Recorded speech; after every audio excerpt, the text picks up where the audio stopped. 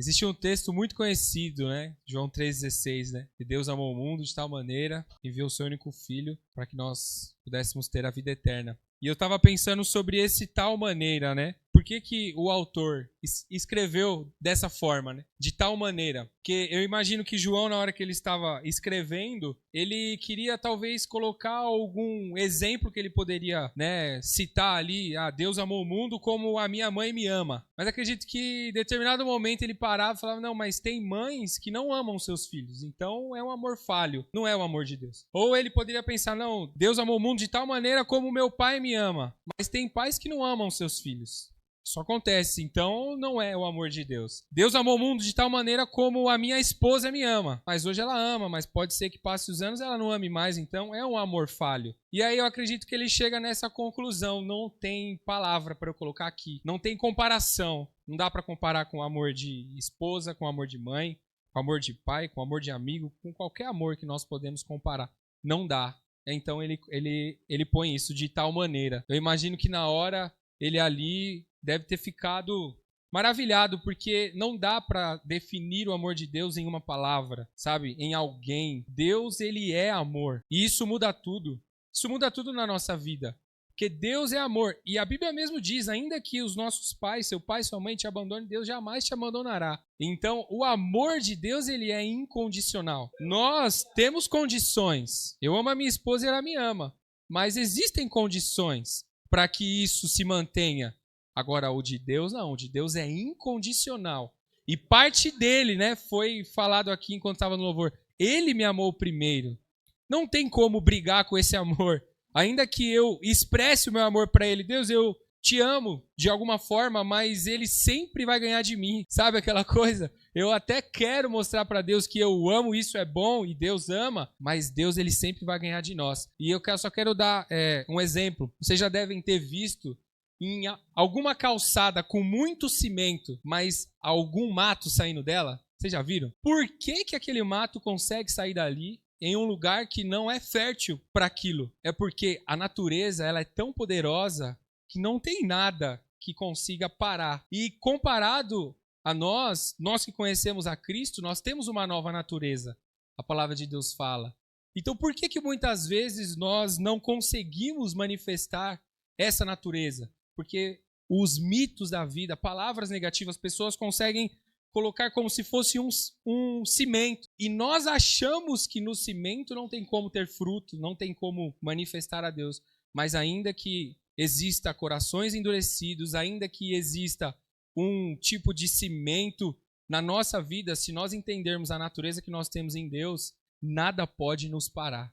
E o amor de Deus é como essa natureza. Ainda que haja um coração endurecido, se o amor de Deus entrar ali, meu amigo, não tem cimento que segure. Então, Deus, ele é muito poderoso. Você pode imaginar uma pessoa muito difícil de talvez aceitar o evangelho, mas o dia que ela conhecer o amor de Deus, não há coração duro, não há um cimento que possa parar esse amor. Eu não sei como você se vê ou como você se enxerga em Deus, mas quando nós conseguirmos compreender a natureza que nós temos agora, a natureza divina, não há nada que vai nos parar. Nós podemos passar por aflições, situações difíceis, mas se nós nos apegarmos e nos apoiarmos no amor, a própria palavra de Deus diz, no amor não há medo, o amor lança fora todo medo. E nada nos separa do teu amor, nem a morte, nem a vida, nem principado, nem potestade, nem o porvir, nem o desemprego, nem a pandemia, nada nos separa do amor de Deus. E é nisso que nós estamos firmados no amor de Cristo. E esse amor é como essa natureza na calçada. Sempre que você olhar para esse mato agora na calçada, que você lembre de mim, você fala, esse é o amor de Deus. Esse é o amor de Deus, nada pode parar. E ainda que seja um lugar infrutífero aos nossos olhos, o amor de Deus está lá. Às vezes há pessoas que a gente olha e fala, é impossível, é infrutífero. O amor de Deus na vida dessa pessoa não tem como. Mas se nós tivermos um dia uma experiência com o amor de Deus, ele chegou extravasando, quebrando todo o cimento. Se você teve essa experiência um dia de conhecer a Cristo, foi isso que ele fez com você. Ele quebrou todo o cimento do nosso coração, todos os nossos paradigmas, tudo que nós pensávamos a respeito da igreja, do evangelho, o amor de Deus, ele transformou. E se não transformou ainda, ele vai transformar, porque começa dele, parte dele, a obra começa dele, não de mim. Eu não acordei um dia, Rafa, vou virar crente hoje. Não, foi o amor de Deus que me encontrou antes mesmo de eu nascer. Esse é o amor de Deus. Amém? Toda vitória que você tem em público é resultado das vitórias que você teve no anonimato. A Bíblia fala que Davi, primeiro ele luta contra o urso, depois contra o leão, e depois que ele vai para público, mas primeiro ele se resolve no anonimato. Eu tenho uma palavra para você, que tem algo em público, uma grande vitória para acontecer diante da sua vida, mas primeiro você vai ter que se encontrar no anonimato. No anonimato não tem pastor Rafael, no anonimato não tem igreja preta, no anonimato não tem um louvor legal, no anonimato não tem a tia do coque, no anonimato é só você e Deus para se entender, no anonimato é só você que vai compreender, no anonimato é só você que vai mudar a estrutura, no anonimato é só você que vai mudar a mentalidade. A Bíblia fala que Davi vai pegar 5 pedras, repete com o pastor, 5 pedras. Agora diga um gigante. Errou, não era um gigante, eram 5 gigantes. A Bíblia fala que o primeiro que ele vai encarar se chama Golias. E ele pega a funda dele, por que 5 pedras se Deus não erra? A primeira coisa que a gente tem que entender é que Deus não erra. E se ele manda eu fazer mais, ou manda eu pegar mais, é porque algo maior está preparado para mim. Vamos lá, você vai entender. Ele pega a funda. Você sabia que aquela funda, para um amador, quando ele pega o jeito e taca, ela pode alcançar 136 km por hora? Só que Davi, ele já entendia do negócio. Então estudos dizem que aquilo alcançou mais de 230 km por hora. Eu com meu carro não chego a 100 km. O que matou o gigante? Foi a pedrada? Sabemos que foi a própria espada do gigante, ok? O que matou o gigante não foi as pedras de Davi, foi a própria espada dele. Aí você fica nessa guerra de querer resolver com a pessoa. O ódio que está nela é o que vai matar nela. Não precisa passar para você. O que matou o próprio gigante foi a primeira espada que ele apresentou. Aquela falácia saiu da boca de não sei quem e levantou a calúnia. Aquilo vai se voltar para a própria pessoa. Você não precisa comprar uma briga ou entrar numa guerra que não é sua. A Bíblia relata que ele pega 5 pedras. Na história, cada campeão tinha que se apresentar quando tinha o ringue. Quando eles não queriam derramar muito sangue, pegava o campeão de cada equipe e eles iam se enfrentar. Porém, não significa que não havia outros campeões, mas a representação era o mais forte. Então Golias vem porque era o mais forte, mas ele tinha 4 irmãos. Se a gente pegar o livro de Crônicas, vai estar lá mostrando que Davi, em uma outra batalha, ele mata esses gigantes. Um deles tinha 24 dedos. Na primeira batalha, ele mata Golias, apenas com a própria espada do Golias. A pedra é só para derrubar. A pedra é só para acalmar as coisas. Tem coisas que Deus permite chegar na nossa mão, mas não é isso que vai trazer a vitória. Isso é só para acalentar. Isso ainda não é o resultado final. Isso ainda não é a resposta final. É só para mostrar quem está no controle. E aí a gente quer assumir o controle de Deus, mas o controle, o nome já diz, é de Deus. Quem muito quer curar é porque precisa ser curado. Você fica numa neura, você fica numa pira. Ah, fulano ainda não santificou. Ah, fulano ainda não parou com o pecado. Ah, fulano não sei o quê. Ah, fulano não sei... Ah, ciclano... Cara, quem precisa de cura é você. Quem precisa de tratamento é você. Quem precisa de Deus é você. Eu gostei da primeira frase que ele falou. O amor de Deus não dá para se comparar. Nada será mais forte do que a natureza. Se eu pegar um leão e colocar aqui, agora, nesse altar, o que você acha que ele vai fazer com você? Não vai te devorar? Ou você acha que porque tá no altar, o leão tá aqui, mas a natureza dele é mais forte do que essa madeira? É que você gosta de santificar as madeiras, né? Você gosta de idolatrar as coisas tocáveis. Você gosta de apontar e falar, isso é santo, isso não é. Isso pode, isso não pode. Nada será mais forte do que a natureza. Se você nasceu de novo em Cristo Jesus, A natureza de Jesus está em você. Então a santidade não vai ser algo forçado e não vai ser por causa de um altar. A santidade vai ser algo natural. Só que lá a Bíblia fala em Mateus 18, 20, se não estou enganado, que onde estiver reunido 2 ou 3 em meu nome, lá ele está. E ele está aqui. Amém? Eu faço uma pergunta, você é terra do Egito ou você é terra de Canaã? A Bíblia fala que no Egito havia pequenas frutas e eles tinham que se abaixar para pegar essas frutas. Eles tinham um esforço para pegar essas frutas. Eles tinham que se expor para pegar essas frutas e eles não podiam dividir essas frutas porque não sobravam. Eram pequenas frutas que estavam no chão. Já em Canaã, eles só precisavam estender as mãos, porque a fruta não estava embaixo, a fruta não estava embaixo, a fruta estava. O que eu preciso não está embaixo, está em por que você está se abaixando, por que você está se rebaixando, se tudo que a gente precisa está em... A Bíblia fala que em Canaã, um só não conseguia carregar a fruta, porque a fruta era muito... No Egito a fruta era muito... Qual terra que você é? Você é terra que divide ou você é terra que esconde? Não é a terra que você vai, porque tem gente que pensa assim... quando melhorar, eu vou emprestar. Quando melhorar, eu vou pagar. É Deus falando com você, porque aí o seu pensamento é assim, quando melhorar, eu vou fazer a boa. Quando melhorar, eu vou dar um jeito. Quando melhorar, eu vou tratar ela bem. Quando melhorar, eu vou tratar ele bem. Que terra que você é? A Bíblia fala que em Canaã era tudo grande. E aí chamava mais pessoas para dividir, para levar. Ninguém precisava se rebaixar. Eu preciso que dentro de vocês sejam gerada a prosperidade, a generosidade. Porque quando nós somos generosos, nós não conseguimos ficar ou reter só pra gente. É mais forte, a gente quer doar para os outros. Para com isso, de quando eu chegar lá vai dar certo, quando eu chegar lá eu vou ser de Deus, quando acontecer isso, quando acontecer aquilo, quando fulano de tal... É agora, cara. O negócio é agora.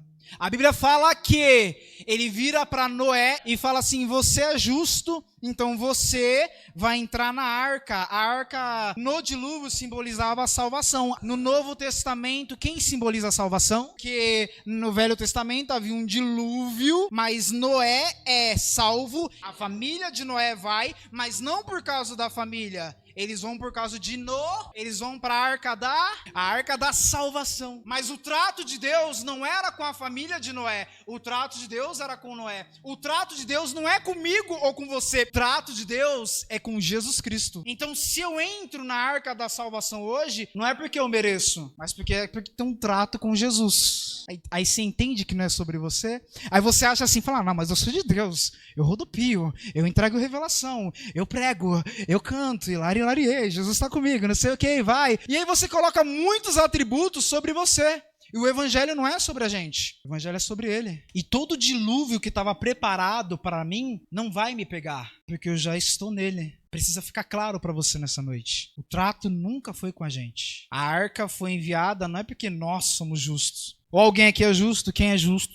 Levanta a mão e diga amém. Percebe? O único justo que pisou foi Jesus. Velho Testamento, Noé. Novo Testamento, Jesus. Vem para a família. Coloca a família. Arrasta todo mundo aí. Essa palavra precisa entrar dentro do seu coração para que você possa entender cada vez mais que o evangelho não é sobre a gente. Eu preciso que você se decida se você quer defender uma religião ou se você quer servir a Cristo. Porque existe uma diferença muito grande aí. Amém? Deus falou que não ia destruir mais a terra, ok? E aí ele falou assim, eu vou dar um sinal de que a terra não vai ser mais destruída. Faço uma aliança com vocês que eu não vou destruir mais a terra em água. Agora eu vou fazer uma pergunta chocante pra você. Você vê o arco-íris todo dia? Não vê? E por que não deu dilúvio ainda? Porque não é sobre aquilo que eu posso ver. Não é sobre aquilo que eu posso tocar. Não é sobre o que eu posso ver. Não é sobre o que eu posso tocar. Não é sobre aquilo que me levaram em dezembro quando eu fui assaltado. É sobre o que eu acredito. Vai dormir com essa. Vira pra quem tá na sala e fala, Deus te abençoe. O ministério de Jesus durou quantos anos?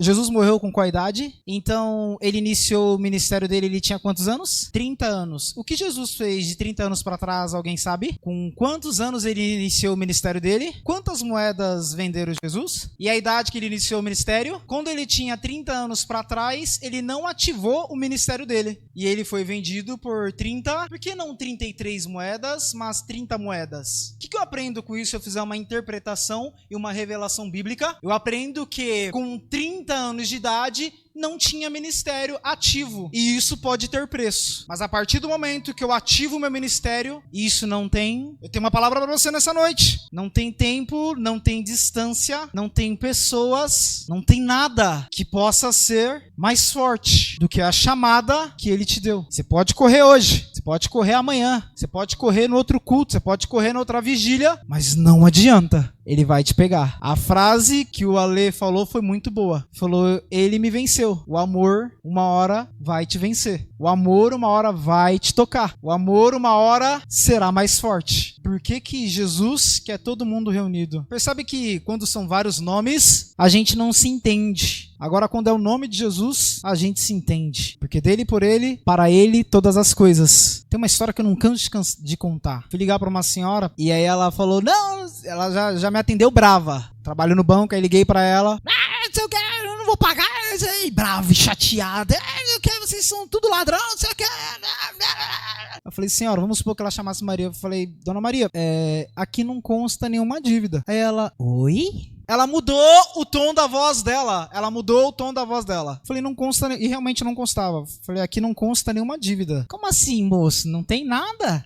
Porque é verdade, eu tinha pagado. Mentira. Eu falei, não consta nenhuma dívida e tá liberado aqui pra senhora um cartão de crédito. E ali eu aprendi uma lição, que enquanto a igreja pregar, enquanto a igreja incentivar, enquanto a igreja mostrar, enquanto a igreja bater na tecla que ainda existe a dívida, as pessoas vão viver iradas, as pessoas vão viver preocupadas, as pessoas vão viver infelizes, as pessoas vão viver mais tristes, mesmo gritando o nome de Jesus. Agora, quando a igreja se levantar e virar para o povo e falar, está pago, o sangue foi derramado, não tem mais dívida, vem um alívio sobre a nossa alma, vem um alívio sobre o nosso coração. Tem uma coisa que está tirando o meu sono desde ontem. Eu queria contar com a ajuda de vocês. Tem uma menina chamada Nara. Ela tem 11 anos e ela está na UTI. E a mãe dela me ligou desesperada pedindo para ir lá amanhã fazer uma visita lá, porque ela está com medo de perder a filha dela. Mas a mãe dela está crendo. A mãe dela falou assim, eu sei que se você ir lá, minha filha vai sair da UTI.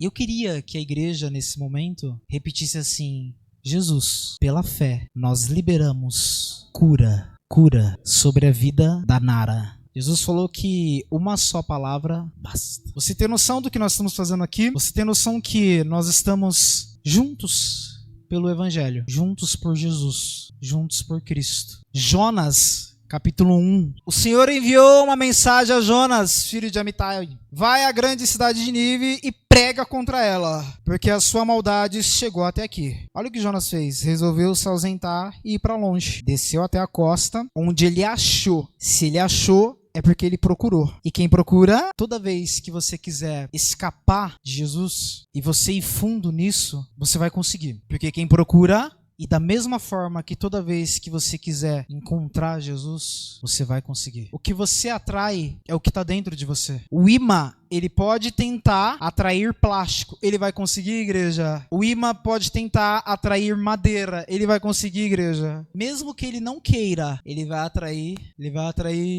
o que, igreja? Porque é da natureza dele.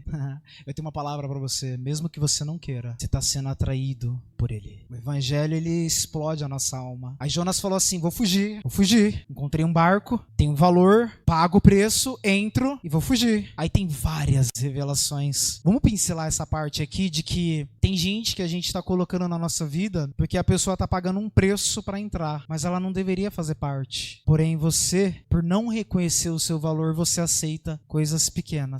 Ele apresentou a passagem, ele mostrou o valor, ele falou, tá aqui, posso entrar. Porque para entrar nesse barco é só mostrar uma quantidade de dinheiro. E às vezes para entrar na sua vida, tem pessoas que não estão mostrando quantidade de dinheiro, mas está mostrando quantidade de interesse. E você está se submetendo a isso, infelizmente. E aí a sua vida tá uma bagunça, porque tá cheio de gente assim, que mostrou algum tipo de interesse e você aceitou. Só que aqui a palavra de Deus, ela mostra algo mais profundo ainda. Jonas não estava doente? Porque como que alguém não obedece à voz de Deus? Alguém aqui já não obedeceu à voz de Deus? Você já falou, Senhor, não vou fazer isso, já tomou uma atitude? E eu vejo que a palavra de Deus não volta atrás. Deus não fala assim, chama o Cook, porque eu vou usar o Cook. Chama o Hércules, porque eu vou usar o Hércules. Ele insiste em Jonas. Deus vai insistir em você. Mesmo você estando doente. Mesmo você tentando fugir. Eu tenho que aprender, eu tenho que ter maturidade para entender que Deus vai usar quem Ele quer, como Ele quer, a hora que Ele quer, mesmo que aquela pessoa esteja tentando fugir do plano de Deus. Porque o plano de Deus não tem a ver com o lugar, o plano de Deus tem a ver com a pessoa. Então se Jonas está no barco, Deus vai fazer um mover lá no barco. Se Jonas está na ilha, Deus vai fazer um mover na ilha. Se Jonas está na boca do peixe, Ele vai fazer um mover lá dentro da barriga do peixe. Porque o negócio é com a pessoa, o negócio não é no lugar. Aí teve um pastor que falou assim, olha, vai lá pregar na minha igreja, eu gosto muito da sua pregação, só que tem um problema. Eu falei, vou, com muito amor, e qual é o problema? Aí ele falou assim, é que o ano passado, quando você foi muito bem, essa igreja adorou, mas você não usava brinco, e de repente agora você começou a usar brinco. Eu falei, se esse é o problema, eu tiro os brincos, não tem problema, mas eu quero pregar o evangelho. Ele falou, não, mas vai ficar marca. Eu falei, tudo bem, eu passo maquiagem. Aí depois eu pensei assim, falei, mas peraí, o que vai pregar o evangelho não é as minhas orelhas? Não, é que sabe como é que é? Eu falei, não tem problema, se quiser eu vou, tiro o brinco, tiro corrente, tiro tudo. Fico careca, deixo o cabelo crescer, coloco o terno, faço o que eu preciso. Tudo para que o evangelho seja anunciado. E aí ficou uma palavra no meu coração dizendo assim, não é o lugar, é a pessoa. Aí você fica pensando, cara, como é que eu vim parar aqui hoje? Eu não tinha programado isso. E aí, de repente, você ouve isso. Todo mundo entra em desespero e começa a clamar os seus deuses, começa a jogar tudo fora. Falou, não, a gente tem que deixar o barco mais leve. Aí você começa a se isolar, querendo buscar uma vida mais leve. O evangelho não é sobre ter uma vida leve. O evangelho é sobre ter uma vida com Deus. E às vezes pode estar leve. E às vezes pode estar pesado. O barco fica levinho, gente. Percebe que não adianta você dar não pra ela, não pra ele. O problema ainda não tá resolvido. Não adianta você pagar ela ou pagar ele. Não adianta você escrever de outro jeito. Isso não é graça, cara. O problema não tá resolvido. Deixa Deus falar no seu coração agora. Cresce, amadureça. Deus fala, cara, eu tenho um propósito que esse cara eu vou mexer os pauzinhos aí. E vai mexendo no barco. E vai mexendo no barco. E quem tá no barco começa a ser mexido. Porque o texto não dá continuidade na vida daqueles marinheiros, mas em algum momento eu acho que eles pensaram, cara, a gente clamou o nosso Deus e nada aconteceu. Agora, quando aquele fulano saiu, as coisas mudaram. Então o negócio era com ele. O negócio era com, eu tenho que parar de pegar peso. Eu tenho que parar de pegar coisas que não é comigo. Porque o negócio é com, a gente conseguiu complicar o que não era para complicar. A gente conseguiu deixar difícil o que era para ser fácil. A gente conseguiu colocar peso no que era leve. De alguma forma, ele para na ilha. O evangelho chega para aquelas pessoas. E no final, acho que Deus olha lá de cima e fala, tá vendo? Não tem como escapar de mim. Quando ele deixa as 99 e ele vai atrás da perdida, aquela que tá perdida, ela vem até ele ou ele vai até ela? Mas ela não caminha até o rebanho? Porque a Bíblia fala que ele coloca ela no... Então você tá me dizendo que ela foi carregada? Se eu te disser que você veio carregado por ele aqui nessa noite. Se eu te disser que não existe nada que você possa fazer, não existe nada que você possa fazer para fazer parte do rebanho, sempre será ele que nos carregará,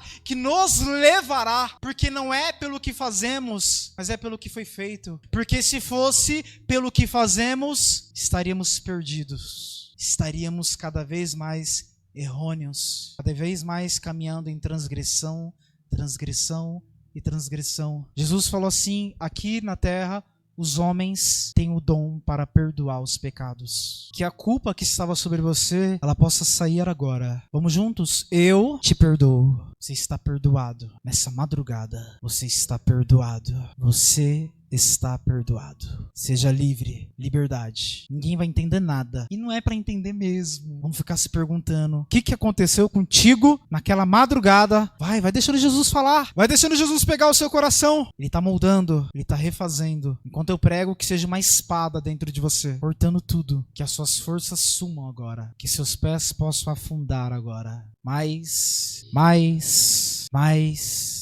E que agora você sinta a água vindo. Que essa água que está sobre os seus joelhos possa subir à cintura. Que ela possa subir ao peito. E que ela comece a chegar agora ao seu pescoço. E que agora você possa ser afogado. Meu Deus, que água é essa? A água da graça. Porque se a graça é um oceano, estamos nos afogando. As cercas que você criou, ela só pode ter dois objetivos. Ou é para afastar pessoas, ou é para prendê-las. E agora você precisa se decidir se essas cercas vão continuar ou não. Lembra de Davi? Ele vira para Ziba e fala assim: tem alguém da casa do meu melhor amigo? Sobrou alguém lá? Ziba manda buscar Mefibosete. Ziba manda buscar quem, igreja? Todo torto, aleijado, porque foi derrubado quando era criança. Ele entra no reino, e aí ele comendo, bebendo lá, eu acho que ele faz a pergunta: tá, mas o que eu fiz pra merecer isso? Davi vira pra ele e fala assim: não é por causa de você, nunca foi por causa de você. Eu nem preciso gostar de você, mas é por causa da aliança que eu tenho. E a aliança não é com você, a aliança é com meu melhor amigo. Coisas, lugares, vamos entrar, mesmo tortos, mesmo aleijado, mesmo tudo errado. Não é por causa da nossa oferta, não é porque somos bonzinhos ou porque somos de Deus, mas é porque uma aliança foi feita com Jesus Cristo. E essa aliança me tira do lodo e me coloca no palácio. Essa aliança me coloca de frente com o rei. Essa aliança é o que impede de eu ser morto. Essa aliança é o que me impede de não caminhar para o inferno. Que mais Deus possa falar ao seu coração. Que mais você possa sentir, ou se não está sentindo, está tocando, se não está vendo, que mais você possa crer que Ele está entre nós. Você sabia que o reino de Deus ele está dentro de nós, né? Moisés, ele vai ficando muito grande. Era um bebê, crescendo. A mãe falou: não dá mais para esconder esse bacuri. A gente precisa dar um jeito, porque tem uma ordem aí que vai matar as crianças, vai matar todo mundo. Então a gente tem que esconder ele. Mas não dá mais para esconder. Pega o cesto, coloca ele no cesto e joga no meio do jacaré. Pega o cesto, coloca ele no cesto e joga no meio do jacaré. Porque você sabe que naquele rio que Moisés estava tinha jacaré. Tinha um monte de bicho, mas nada tocou em Moisés. Não é por causa do betume, mas é por causa do plano de Deus que Deus tinha com Moisés. Não com o lugar, mas com Moisés. Enquanto você não entender que não é o lugar, mas é a pessoa, e para de esconder. Não dá mais para esconder. Tá ficando feio, tá ficando rude, tá horrível. Vira pra quem está ao seu lado e fala assim: não vou esconder mais. Ah, mas tem alguns bichos, tem jacaré, tem um monte de coisa que vai acontecer aí no meio. Não tem problema, porque o negócio é com ele. Como é que pode? Se eu solto, como é que vem parar na minha mão de novo? Porque a Bíblia fala, olha o que a Bíblia fala que aconteceu. Soltou, aí ela foi correndo assim, rapidinho, né? Aí ela rapidinho foi lá perto de onde que o cesto ia vir. A mulher lá, poderosa lá, se lavando lá no Egito, lá não sei o que, se banhando lá, né? Não sei o que, tá lá lavando, né? Cuidando, cabelo. Pega o seu, nossa, uma criança aqui, gente. Ai, meu Deus, bebê, que bonito. Vamos cuidar, vamos criar. Ai, que bacana. Mas sabe que gente rica não gosta de cuidar de bebê. Quem me entende, diga amém. Aí então ela fala assim: chama lá alguém, uma empregada, lá que estiver mais perto. Quando olha pro lado, quem que tá lá? Ó, eu cuido. Você percebe que se eu me preparar, não, tem uma palavra pra você aqui agora. Se você se preparar, se você estudar, se você se dedicar, se você fazer por onde, se você se apresentar, vai acontecer. Então ela solta, correndo, eu cuido. Se precisar, cuido. Cuida mesmo? Cuido. Tá, pronto. Plano de Deus, propósito de Deus, vida com Deus. Vida com Deus não é ser crente, idiota, chato, besta. Vida com Deus é confiar. Vida com Deus não é demonstrar que é. Vida com Deus é ser. Vida com Deus não é provar nada pra ninguém. Vida com Deus é provar a si mesmo. Vida com Deus é ter um olhar pra Ele diferente. Vida com Deus é saber lidar com aquele que é diferente, com aquele que pensa diferente. Vida com Deus é amadurecimento. Vida com Deus é entender que o que eu recebo não é meu, é dele. Vida com Deus é ter dons e devolver para ele. Vamos aplaudir a Jesus.